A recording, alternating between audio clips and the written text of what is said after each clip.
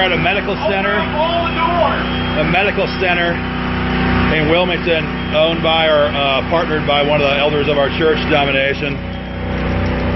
It's got about a 4, maybe 5 inch depth of water in this basement.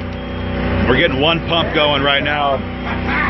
We really need to have 2 or 3 more pumps to do this effectively, but we only can afford to get one on this trip.